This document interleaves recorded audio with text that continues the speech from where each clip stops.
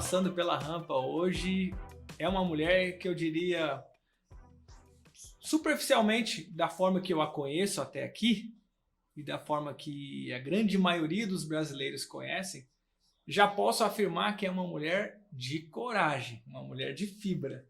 Mas eu vou pedir para que ela se apresente, para que ela diga, afinal de contas, que mulher é essa? O nome dela é Fátima Pérola Negra, popularmente conhecida como Pérola Negra. Ela que é candidata ao posto, à função, ao cargo de vice-presidente da República na chapa encabeçada por um outsider nesta eleição, o Pablo Marçal. Fátima, Pérola Negra. Eu fiquei, quando ela chegou, eu falei, como devo chamá-la? Ela pediu, chame de Pérola. Então, seja bem-vinda à rampa. Bom dia, boa tarde, gente, perdão. Depende, porque como vai rodar no YouTube, Você vai cortar, vai rodar também. no Spotify, então pode ser bom dia, pode ser boa tarde, pode ser boa noite, pode ser de madrugada. Então, olá, Olá. brasileiros e brasileiras.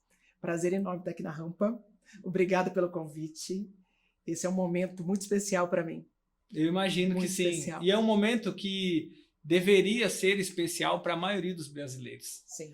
É um momento que é especial, é importante, é fundamental para todos nós brasileiros, porque, afinal de contas, é um momento tão decisivo, né? E eu percebo que, infelizmente, a grande maioria das pessoas ainda não perceberam, não notaram a importância desse momento que nós estamos vivendo. E, mais uma vez, quero te dizer o seguinte, parabenizar, porque para entrar num processo eleitoral, sinceramente, eu não sei se eu teria a sua coragem hoje. Realmente você é uma mulher de muita coragem. Desafio, Parabéns. Desafio. Muita gente julga pessoas que estão concorrendo, mas você teria coragem de estar no nosso lugar? Quem que se coloca à disposição tem, no mínimo, um desejo muito ardente de mudar a nossa realidade. E, como você acabou de lembrar, infelizmente as pessoas não estão percebendo a importância desse momento. A cada eleição que chega, muitas pessoas ainda não se sentem confortáveis em ir às urnas.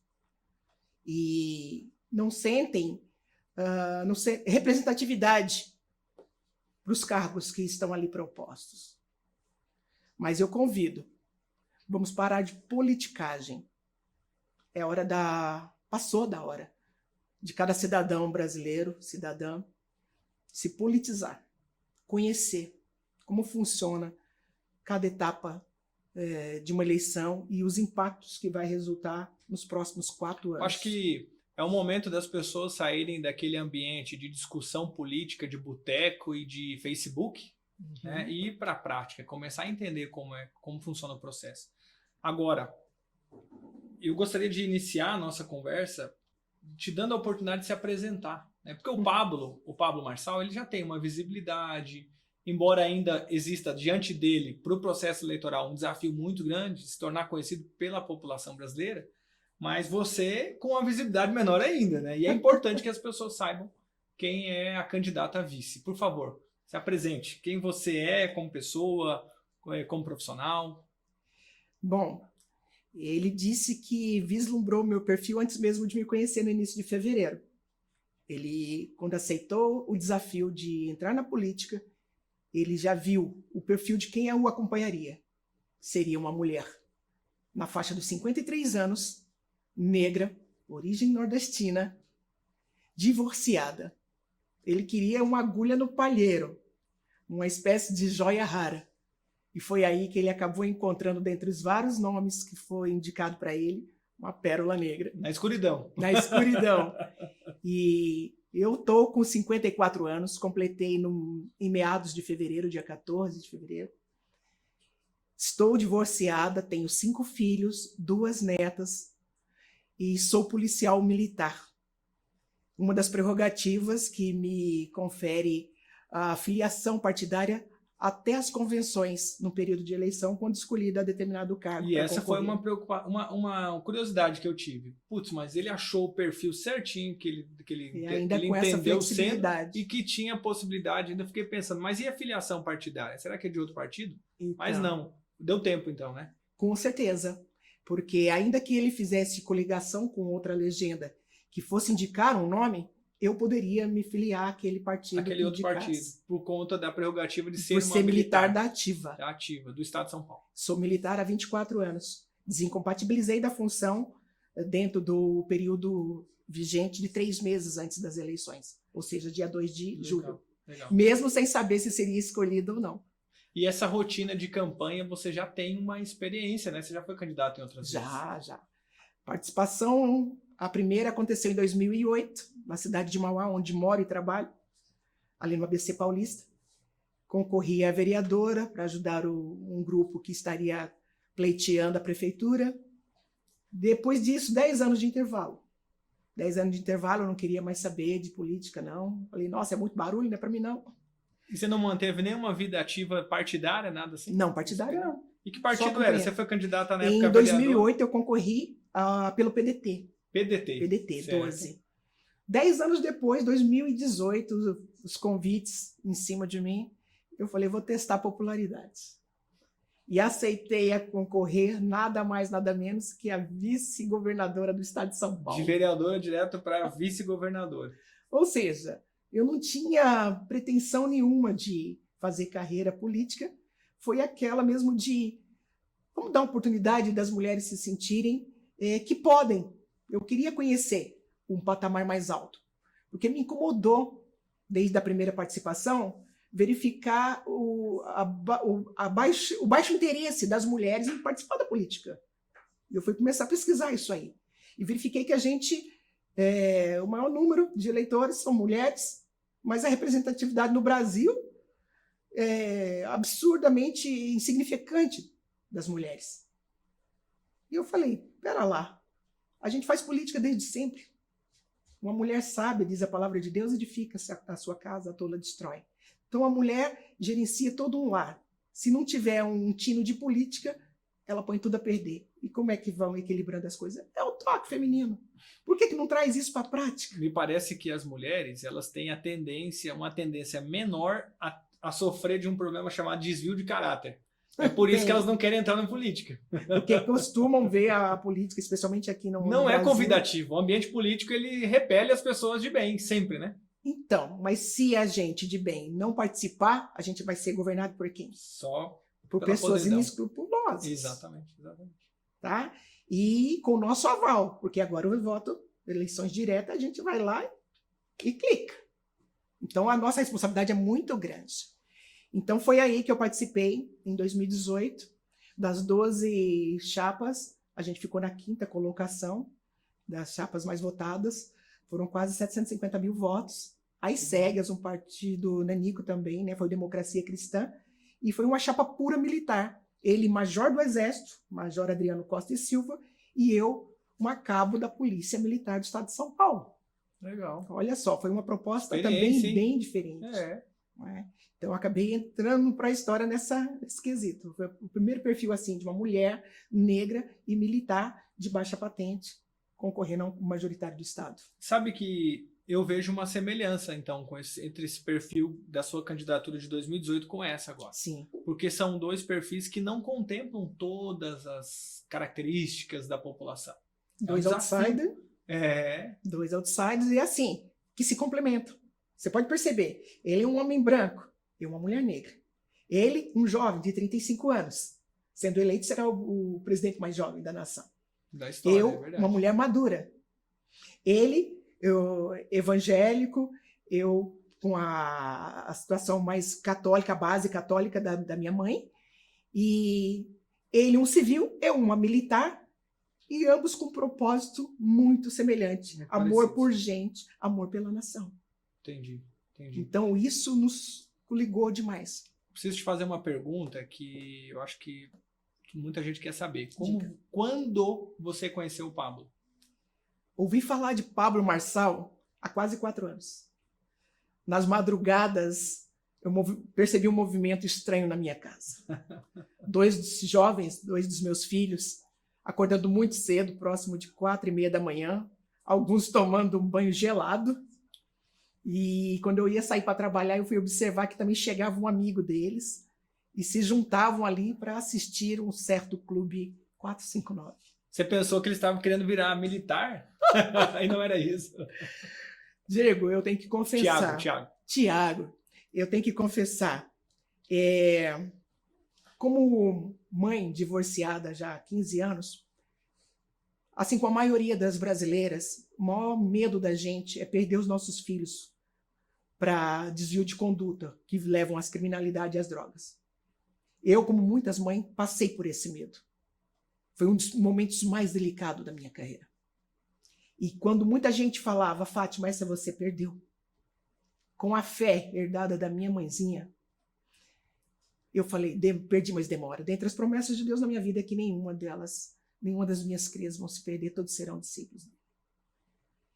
E eles, voltando a ser reinseridos à sociedade, o preconceito falava muito alto e a CLT fechou as portas para os meus filhos. Foi então que, assistindo as orientações do Clube 459 nas manhãs com Pablo Marçal, para quem não acorda junto com o sol, eles perceberam que podiam ir além empreendendo. Uau!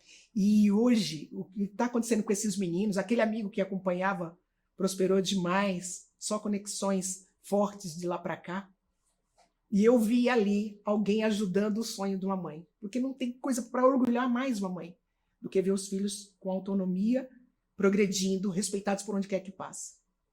Não imaginava eu que em 2022 eu conheceria pessoalmente o homem que tinha ajudado a transformar a vida deles.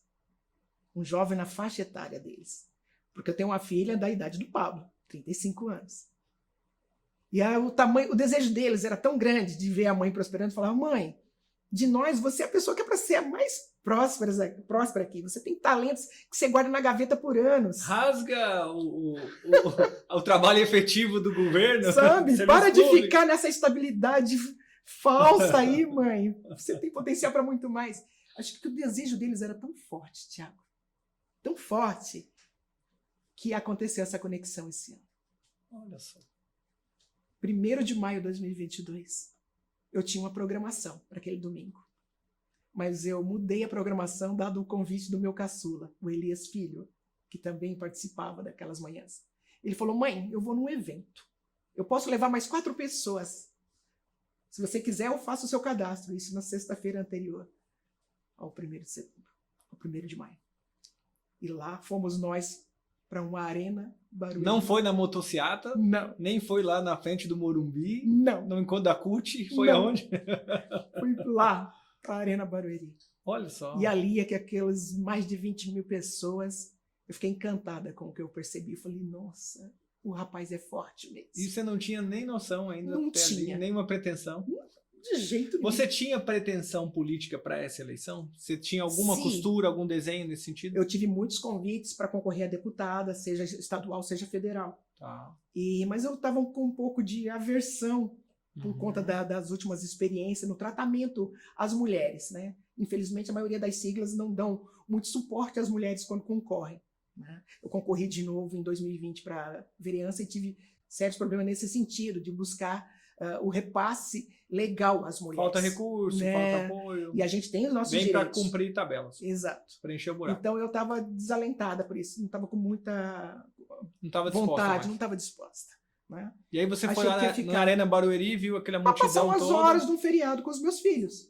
Essa foi a intenção da mãe. E não fiquei até o final, porque eu trabalharia cedinho, né? Dando aula do ProErd na corporação.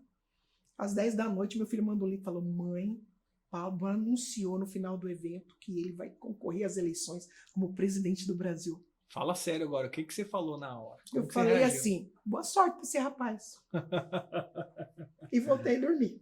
Certo. Não imaginava eu que naquela mesma semana um amigo me ligaria e dizendo, Pérola, um amigo meu está num projeto político e você vai concorrer esse ano? Eu falei, não pretendo não. Ele falou, então, mas ouve esse projeto com carinho. É um rapaz novo que está vindo aí na política. Um amigo meu que vai concorrer como deputado no partido dele vai falar com você. Eu falei, vou ouvir só por consideração a você, a nossa amizade. Cordialidade. Exato. Né? E ouvi, recebi a ligação de um jornalista chamado Walter Brito, que estava colhendo nomes de mulheres com o perfil citado numa entrevista por Pablo Marçal, de quem seria a vice dele. E o meu nome foi um dos indicados. E começou a ser observado. Eu falei, isso é fake news. Pegadinha pegadinha. Eu falei, para com essa brincadeira. Curioso que numa ligação telefônica estavam conversando os 2 filhos meus que o acompanharam. E quando o Walter falou isso, eu coloquei no Viva Voz e pedi para os meus meninos prestarem atenção. Eu falei, o senhor pode repetir? Para que o senhor está me convidando mesmo? Uau! Aí os meninos mordeu até a mão. Falou, gente, não é possível? Falei, não, gente, isso é só uma suposição, uma hipótese. E deixei a coisa acontecer. Walter Brito fez várias matérias com os nomes de várias mulheres, os meus sempre ali também, o meu também citado, mas não imaginava que eu seria a última entrevistada pelo Pablo e que seria o perfil escolhido. Ah, ele mesmo fez esse processo, depois da triagem ele recebeu vocês? Então, ele me recebeu no momento que a gente não tinha agenda marcada. Fui levada até Brasília por uma senhora que falou, você precisa vir aqui. Eu senti da parte de Deus que você precisa estar aqui. A gente não sabia que Pablo estaria lá. Ah, entendi. E surgiu a agenda assim, ó, no susto. Foi bastante corrido, bem intenso. Muito. Pelo que eu percebi e observei, essa seleção de candidatos, né? Colocar todo mundo Avaliar. a tempo na pauta. Como é que está hoje a candidatura? As pessoas que se posicionaram como pré-candidatos à época estadual, federal, a senador, nos diferentes estados, como que está? Você tem uma visão geral assim de hoje, como está estruturado isso? Houve um desgaste nas relações ali partidárias entre o atual presidente e o antigo presidente? Disse sobre o PROS, né? O nosso partido. Sobre o partido, o PROS. Tá tudo certo. Hoje nós estamos gravando isso aqui, é dia 21, né? Dia 21 de 22 de agosto. 22 de agosto, tá tudo tranquilo? Como é que tá isso aí? Então, quando o Pablo chegou no PROS, estava sob a presidência de Marcos Holanda, que havia conquistado a presidência do PROS por conta de algumas investigações sobre o fundo partidário da outra administração. E quando aconteceu a nossa convenção, no dia 31 de julho, no dia seguinte, através de liminar, Eurípides Júnior conquistou de novo. E vocês fizeram a convenção certinha, com os votantes, com os delegados, tudo certinho, tudo com os convencionais, todo mundo votando. Registrado, tudo registrado no TSE, tudo lindo. Né? Conta aberta dentro do prazo. E vocês trouxeram, o Pablo trouxe muita gente para ser candidato nos estados, né? Mais de 900 pessoas. Isso. Ele fez uma caminhada muito intensa por todo o Brasil. Convencendo as pessoas. Exatamente, chamando, se filiam ao PROS. Ele fez como está isso massiva. Hoje? Então, com essa mudança, né, essa instabilidade dentro do partido por conta do assumir a presidência, gerou um desconforto muito grande em todas as pessoas que estão concorrendo, prejudicou as candidaturas. Não tem como dizer que está tudo bem, que não está. Foram várias mudanças, né, em 2 semanas para trás aí. O ministro Gilmar Mendes concedeu mesmo a presidência ao Eurípides Júnior, que sempre apoiou a candidatura do nosso concorrente Luiz Inácio da Silva, e é isso que ele pretende, ou seja, ele não tem intenção de lançar uma candidatura própria, como fez o Marcos Holanda. Seria a primeira vez que o PROS teria uma candidatura. Então a gente está agora, né, aguardando aí as condições impostas pelo TSE. O ministro Alexandre de Moraes deve julgar toda essa situação, a gente está aguardando. Mas estamos dentro todos os meios jurídicos lutando para a manutenção da nossa candidatura. Para resguardar esse direito. Isso. Vocês têm informação se a eleição fosse hoje, o nome do Pablo Marçal e da Pérola estaria lá na urna? Vocês chegaram a fazer a fotografia, enviar para o TSE, tudo aquilo? Tudo. Nossa foto está lá. Está lá. Tudo disponível. Então, só Conta aguardar realmente o aberta, rito judicial agora. CNPJ, Tudo material de legalizado. campanha. Sobre a campanha, você que já tem experiência, então você já fez 3 campanhas aí, né? Tem mais idade que o Pablo. Ele está te dando a oportunidade de participar das decisões da campanha? Você dá palpite lá? Como é que está sendo isso? A coordenação? Está ouvindo a Pérola? Com certeza. Você está construindo Pediram a campanha para eu junto? avaliar todo o plano de governo, se eu tinha sugestões, alteração para fazer. Me inteirei, é apaixonante. Aliás, convido todos, entra lá na plataforma, pablomartal.com.br, conhece o plano de governo. Gente, nunca foi uma... Tem sugestões da Pérola lá? Tem sugestões. São 90, né? São 90? 90 diretrizes. 90 diretrizes. 90 diretrizes. No tocante, então, as mulheres, crianças, né, as mães vão se sentir muito amparadas. Né? Saúde da mulher, porque é um plano de governo que prioriza o ser humano desde o seu nascimento até a hora da morte. Amparo especialmente as famílias mais vulneráveis, que não têm assistência, que não têm condições, vai ter um amparo muito grande no nosso governo. E numa eventual vitória do Pablo como presidente e da Pérola como vice, vocês já chegaram a conversar, a ventilar alguma ideia de que função efetivamente a Pérola ocuparia num governo, no eventual governo, além, lógico, do posto importantíssimo, né, de vice-presidente, que substitui o presidente quando ele viaja, etc, etc. Mas, normalmente, às vezes, aconteceu agora no governo do Bolsonaro. Ele cedeu lá uma pasta para o Hamilton Mourão cuidar da Amazônia, etc.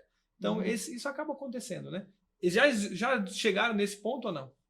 Porque o Pablo ele já mentaliza que ele será o presidente, ele já fez uma galeria dos presidentes lá, já botou a foto dele. Então eu imagino que ele tenha sugerido isso para você também. Exatamente, ele já fez um anúncio oficial a respeito disso, que eu serei o primeiro ministério já definido.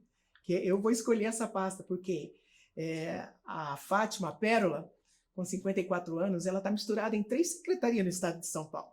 Eu sou da segurança por ser policial militar, mas eu dou aula já há quase 15 anos pelo PROERD, Programa Educação às Drogas e à Violência dentro das escolas. Estou lá na educação.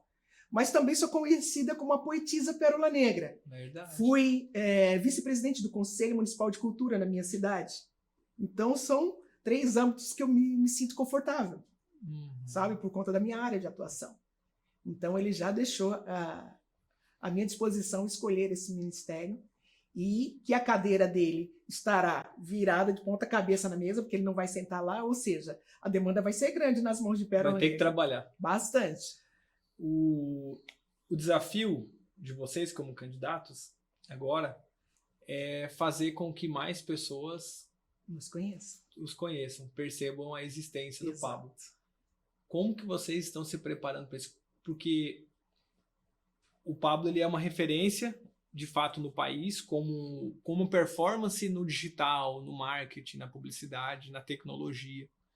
Mas e aquela pessoa simples, lá de Alagoas, lá do interior de Alagoas, que não tem acesso a um smartphone?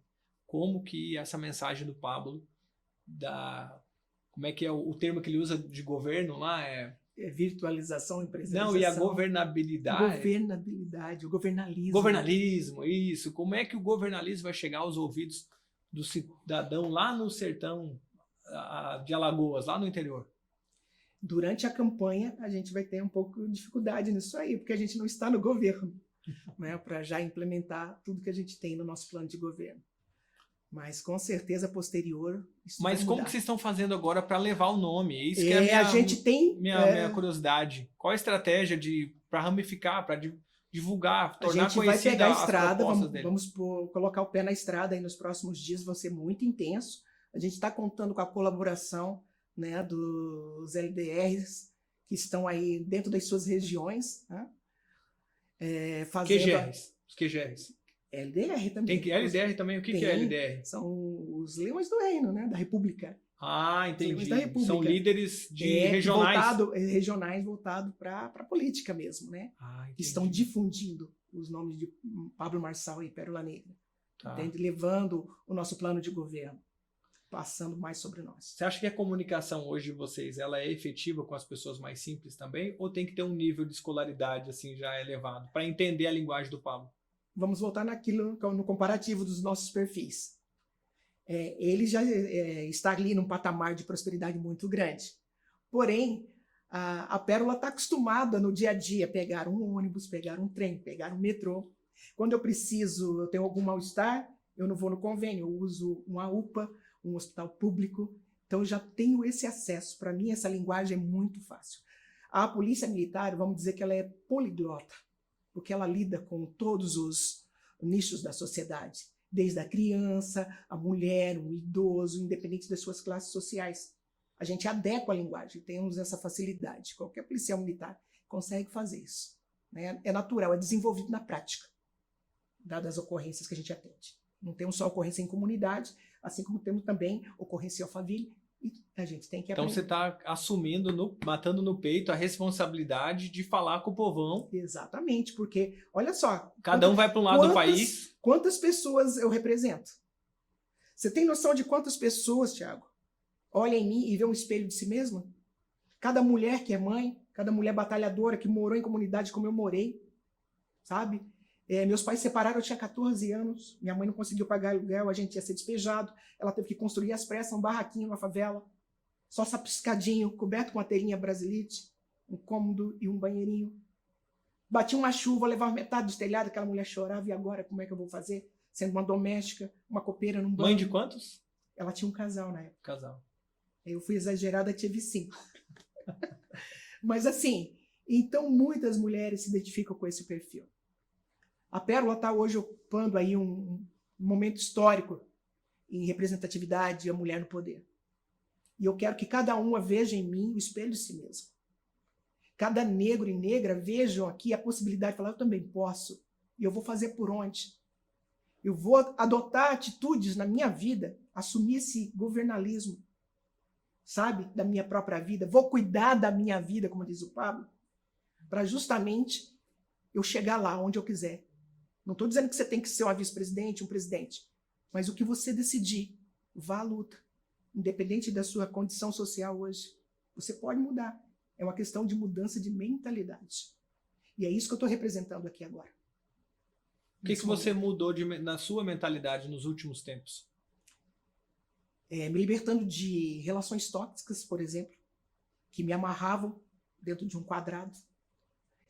A Pérola era muito ligada ao outro e sempre se deixando de lado. Passei a me priorizar, sabe? Me identificar. Eu falei, como é que eu vou dar qualidade de vida para quem está ao meu entorno se eu não estiver bem comigo? Como é que eu vou ser referência positiva? Como vou inspirar eles? Se o meu alicerce está oscilando? Eu não estou tendo firmeza onde eu piso. Eu não estou fazendo o que eu realmente quero, eu só estou querendo agradar os outros. Não dá. Tem mais algum código que você pegou do Pablo nos últimos dias? Dos últimos dias? Não tenha medo. E se sentir, não deixa ele transparecer, vai com medo mesmo, faz o que tem que ser feito. Você está sendo observado e você está sendo a referência. E eu quero ser a melhor referência possível para essas pessoas que Deus está permitindo que eu as toque, que eu toque na vida delas. Está acontecendo uma mágica no nosso país. Esse turbilhão todo que está acontecendo, essa estabilidade dentro do partido que nós estamos, me trouxe muita reflexão. E mesmo a gente fala sem saber como chegar nas pessoas, as próprias mídias estão nos levando a elas. Quem não tem acesso à tecnologia, alguém vai chegar e vai contar. Você viu? Não vi, compadre. Ai, não vi, comadre. Oi, mas está acontecendo um negócio. Você viu falar do tal de Marçal? Então as pessoas estão comentando a nosso respeito. Está acontecendo algo estranho, mas eu estou gostando. Eu estou gostando. E se está essa turbulência toda, a gente está no caminho certo. Ninguém entra na política por acaso. Não. Sabia? Ninguém coloca o nome à disposição numa candidatura à toa.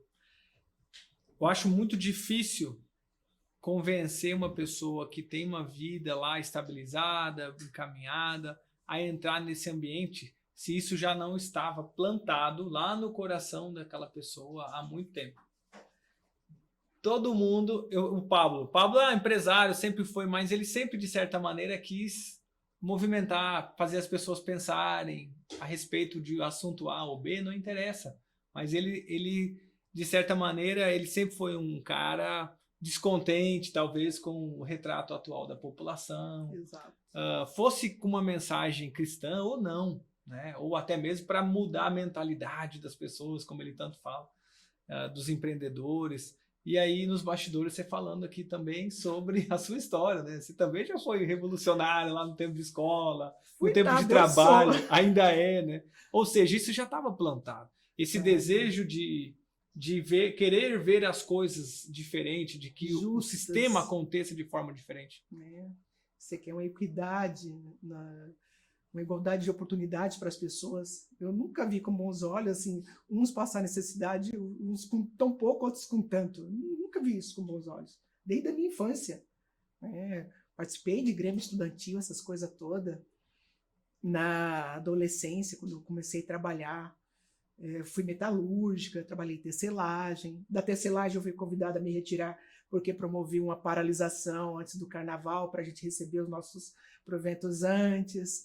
Aí quando voltou do feriado, convidada, porque você queria receber antes para ir para o carnaval, né?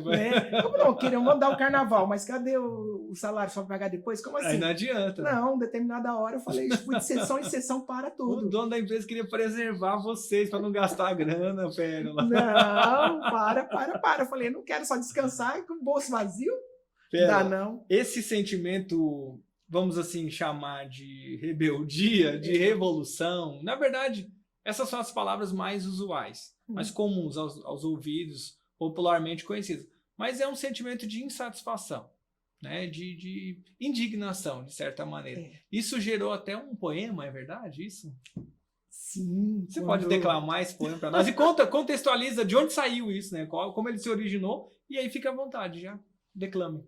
Então, por conta da maternidade precoce, eu fui mãe a primeira vez aos 19, casei muito cedo. Então, eu abandonei o trabalho externo lá, abandonei meus estudos e por 12 anos eu fiquei só mãe e esposa. Em dado momento, eu sentia falta daquela adolescente ativa, né, nos estudos, no trabalho. E com a ajuda da minha mãe e do meu marido à época, eu retomei os estudos e fui incentivada a procurar um trabalho. Retomando os estudos na EMEJA Clarice Lispector, Educação de Jovens e Adultos, lá em Mauá, morando na Zona Leste de São Paulo, eu pegava ônibus com as crianças e fazia 3, 4 provas num dia e voltava. Nesse mesmo curso, surgiu um concurso de poesias. E eu sempre gostei muito de escrever, me destacava no período estudantil, nos textos. E eu falei, será que eu ainda consigo, depois de quase 12 anos longe da escola? Então foi aí que surgiu o poema Sociedade Anônima. Segunda colocação naquele concurso, virou matéria de jornal na região. Perguntaram dos meus anseios, eu disse que queria ser uma jornalista. Mas olha o caminho que Deus me trouxe. Um pouco depois, ingressei na corporação da Polícia Militar. Teve um concurso literário lá dentro também. Como aluna soldado, participei também de um concurso de redação promovido pelo Consulado Geral da Índia, a Polícia Militar, a Secretaria Nacional de Direitos Humanos, a Associação Palas Atenas e o Projeto Preconceito e Estigma da USP. E precisava ter um pseudônimo. Foi aí que surgiu o pseudônimo Pérola Negra, que eu uso até hoje para assinar meus textos. Como colaboradora, jornais e revistas, né, sempre escrevo assinando Pérola Negra. Passado algum tempo, eu coloquei 2 Gs nesse Negra, porque um dos textos mais famosos meus chama-se Meu Nome é Mulher, que foi criado para homenagear minha comandante, Fátima Ramos Dutra, coronel da PM, que foi quem assumiu o primeiro batalhão misto de homens e mulheres no ano 2000. E passei a fazer muitas palestras para as mulheres com esse poema no final sempre. Então o G, eu sou a mulher com ponto GG da trabalho, imagina com 2. Isso é para falar da mulher na atualidade contemporânea, ela vai mostrar que veio. Imagina com 2, a potência que vira. A potência, meu nome é mulher, ó, pesquisem. Se vocês virem algumas mídias aí como autor desconhecido, contestem. Pérola Negra é a autora. Uau!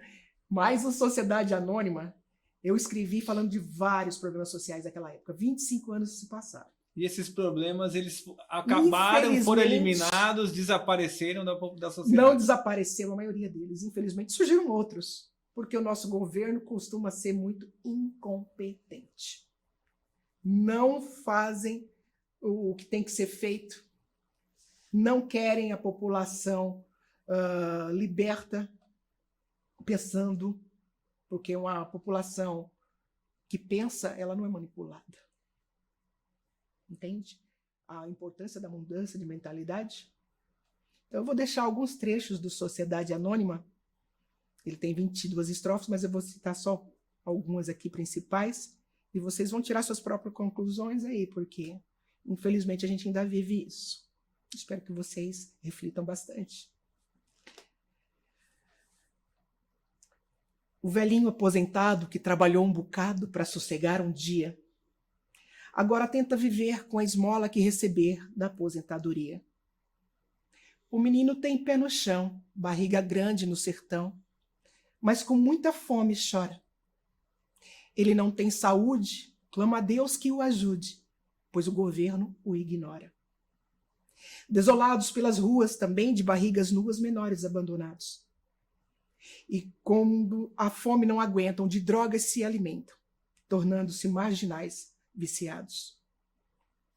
É tanta violência causada pela incompetência de um governo falido.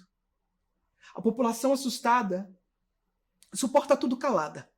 Mal se ouve seu gemido. Nos enchemos de esperança de ver as nossas crianças com o diploma nos mostrar.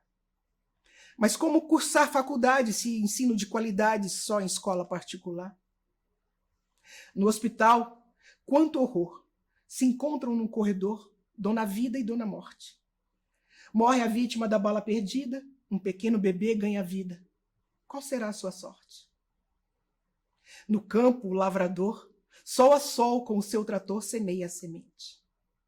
É a nossa agricultura produzindo com fartura comida para tanta gente. Então, como ainda nos consome a infeliz fome, se produzimos tanta alimentação? É que nos galpões apodrece, ou em outros países aparece o que se planta em nosso chão. Profissionais de valor, como o médico, o professor, o policial, o lixeiro, são valentes operários que ganham míseros salários para passar o mês inteiro. Já vereadores, deputados, senadores são os reis da burguesia. Conseguem, sem nenhum esforço, encher de dinheiro os bolsos e gozar de mordomias. Pois agora eu digo basta, minha paciência está gasta. Chega de covardia. Levantemos nossa voz, a força está em nós. Onde está a democracia? Onde estão nossos eleitos? Esqueceram nossos direitos em algum lugar do passado? Não somos objeto de deboche nem bonecos de fantoche para sermos manipulados. Unidos, podemos mudar. Quem sabe, até restaurar nossa submissa sociedade. Deixemos o anonimato e lutemos de fato por nossa dignidade. Senhor Deus, se és brasileiro, dize aí para os cavalheiros que estão lá em cima no poder, que aqui embaixo tem gente implorando ao presidente uma força para viver. Queremos vida decente, e se ele permanecer indiferente, o caldeirão vai ferver. Brasil, pátria amada, pelo Criador abençoada, nós vamos te reerguer. Eu conto com você e Deus conta com a gente. Pérola. Braga Neto, Geraldo Alckmin e outros. Você está preparada para enfrentar eles? Pode vir. Boa sorte. Que Deus abençoe. Amém. Que seja feita a vontade de Deus sempre nesse desafio que vocês estão dispostos a enfrentar. Não é questão de poder, é propósito.